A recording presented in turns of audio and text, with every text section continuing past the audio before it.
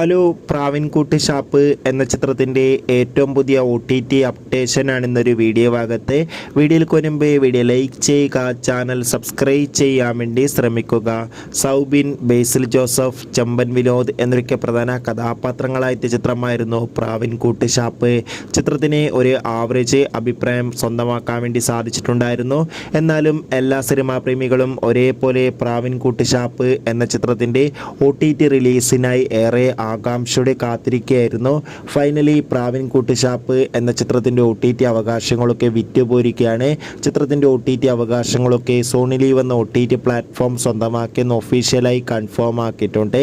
കാത്തിരിപ്പിനൊടുവിൽ പ്രാവിൻകൂട്ട് shop എന്ന ചിത്രം ഈ വരുന്ന ഏപ്രിൽ മാസം 11-ാം തീയതി സോണി ലീവ് എന്ന OTT പ്ലാറ്റ്ഫോമിലൂടെ OTT റിലീസ് ചെയ്യുമെന്ന് ഒഫീഷ്യലായി കൺഫേം ആക്കിയിട്ടുണ്ട്. ചിത്രത്തിൻ്റെ OTT റിലീസിനായി നമുക്ക് കാത്തിരിക്കാം. ചിത്രം കണ്ടവരുടെ അഭിപ്രായം കമൻറ്റ് ചെയ്യുക. ബൈ.